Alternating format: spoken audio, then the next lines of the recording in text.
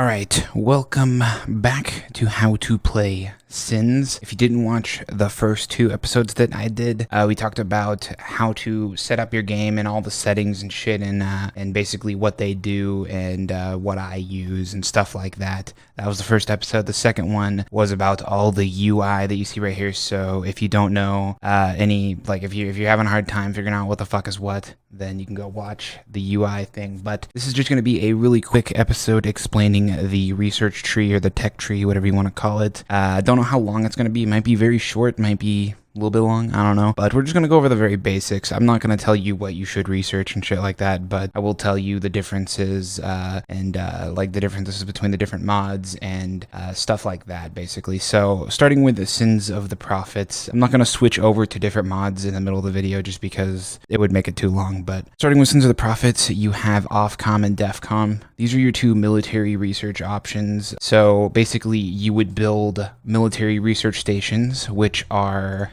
over here on your planet. We go to your planet and then we go to logistical structures. And then right here you can see the top one. In the bottom right corner it says gives the ability to research new military technologies. So for the research tree, we go back up here. As you can see, all of this is grayed out. But we have the first column. It's blue for this. We can pick this stuff basically. For this one, we can't pick it because it's grayed out basically. And another thing, you'll see that some of the stuff has arrows. Now, it's pretty self-explanatory what that means, but for people that don't know, that means in order to get this upgrade right here, the Charon class design, I have to first research the Stalwart class design.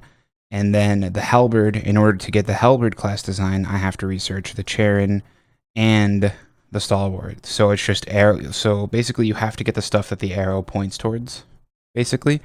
And then the stuff that you see out here, where there's no arrows pointing to it, the more research stations you put down, the more research you unlock. So I'll put down 3 research stations since that's the max that I can put down.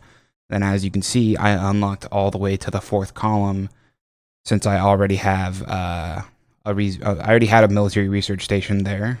So I have 4 military research stations, so that means I have 4 columns of research unlocked. Now, the differences between certain mods is this one, the research tree is a little bit different. We have Offcom, which basically just unlocks all the ships for you and a couple of upgrades for the star bases and stuff like that. And normally what you would find here is you would find the ships and the shields and the weapons and stuff like that for other mods. Like most of the mods, that's how they would do that. You would find stuff to upgrade your weapons, upgrade your shields, your defensive capabilities for your ships, basically anything that involves your ships. And then for Defcom, which would be basically defensive, you would find stuff that would be like you'd be able to research items that would basically upgrade the defensive structures in your what do you want to call it, gravity well for each individual planet. So basically your tactical structures. Now some mods do it differently. Obviously Sins of the Prophets is one of those mods that does it differently. It's like basically the first two are military research, and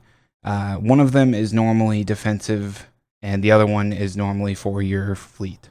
Depends on what mod you're playing, but the more military research stations you put down, the more tech you can get to, and then obviously you can pick and choose what you want to research. Moving down to the private sector, this is basically the start of the civilian research. So it's the same thing as the military research, it's just that you use the civilian research stations to get this technology to unlock the columns and stuff like that. So this is basically your planets, your economy, stuff like that. It's going to allow you to colonize more planets, like I said, increase your resource income, decrease the cost of structures, and increase the amount of credits you get with commerce stations and stuff like that. And then moving down to diplomacy, this also uses the civilian research stations. So some mods are really into the diplomacy. They really go in with the amount of technologies they have, but Sins of the Prophets only has 3 that are available. So it's still available if you want to do it, but it's there. And then moving down, we have Navcom. This is basically where you can upgrade your fleet supply and your capital ship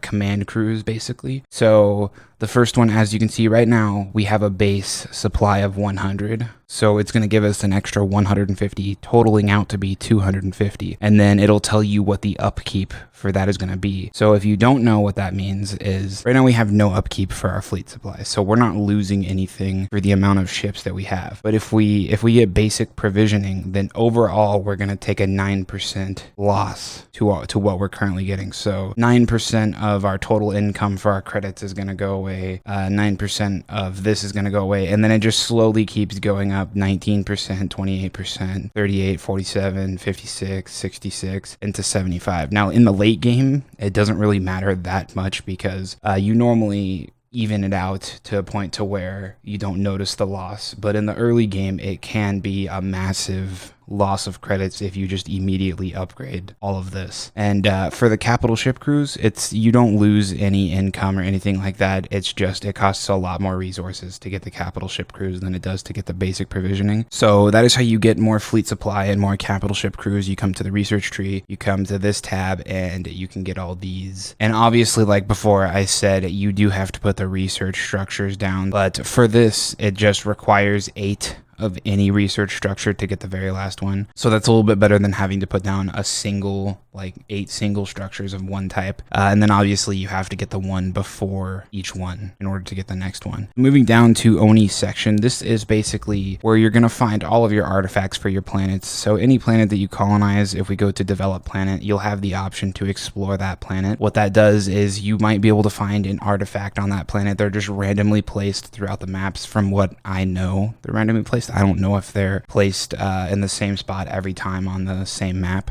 I think they're randomly generated. What you can do is, if you have a massive empire, you can just come here and you get a basic overview of all the artifacts that you've discovered, basically. You might discover one that increases the amount of titanium you get, or the amount of trading for that planet, or basically something like that. Some of them can be empire-wide buffs, and some of them can be just planet-wide buffs or debuffs in some cases. The general layout for all of this is the same for every mod. The first 2 are usually military, and then the second 2 are usually civilian.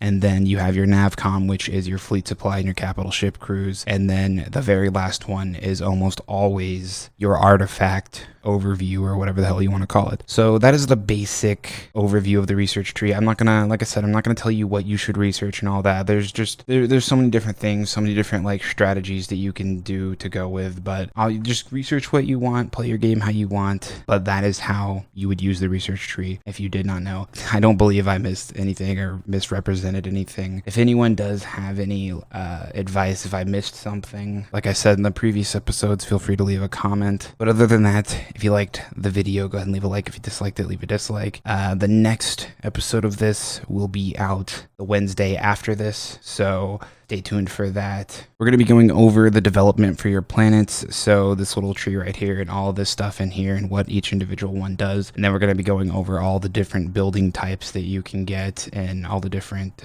structures, basically. So we'll see you guys in the next one.